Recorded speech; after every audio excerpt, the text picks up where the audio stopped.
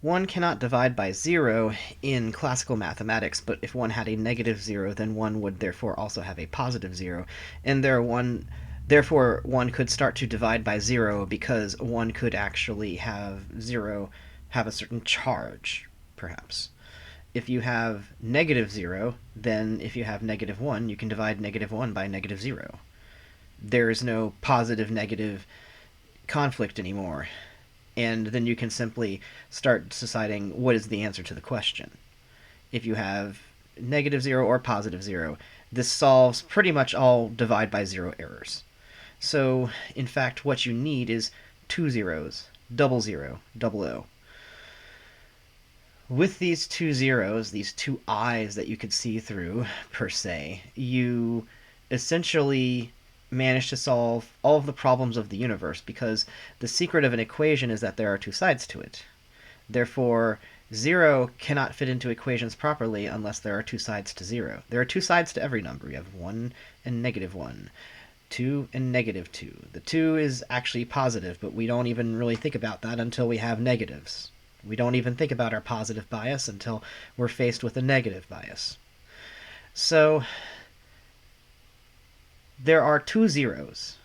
And these two zeros, this duality in zero, reflects the duality that we have imposed upon all of reality with positive and negative numbers. We cannot assume that the mirror that is in between the reflection and the reality is itself one-sided. There are two sides to the mirror, therefore there must be two zeros. The lack of another zero is in fact what is disempowering us many times in our system. The existence of zero at all is something that not all numerical systems have always had. And so we need another zero. This is going to be difficult for someone like me to really introduce into the mathematical equation because I feel that I'm not the person to bring this into mathematics. I'm not a mathematician in any classical sense and in any unclassical sense. But I have been getting from the astral plane for a while now that there needs to be new math. Who's going to hear this? Who's going to hear this? There needs to be two zeros.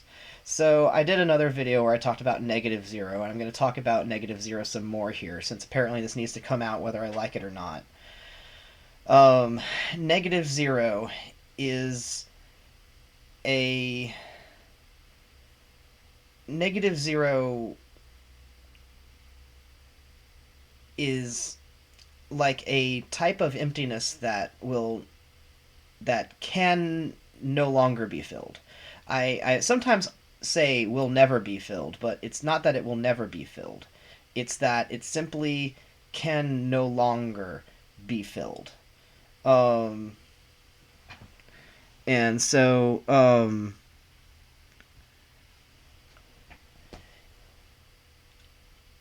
the interesting point of this is that usually we think of zero as like a just an emptiness that you can correct by filling it, and then the emptiness is no longer there, and zero is no longer there. So zero is a condition that can be remedied. But negative zero is a presumption that this will never be filled. Positive zero is a zero that can be filled. You might even think of it as two different types of vacuum. In fact, there's an idea in physics that there is um, the false vacuum, which is a space that is empty of almost all things, but still has like some particles and some interactions in it.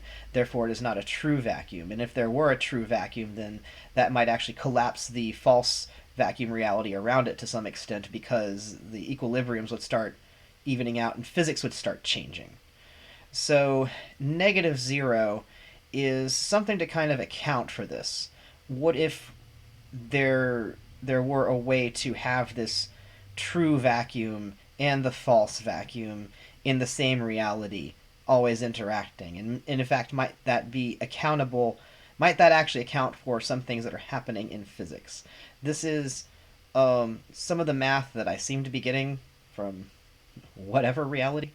Oh man, when will I be able to write a math paper about this? Heck if I ever know. But the negative zero that cannot be filled. Um, think of it as like a place that mass cannot go,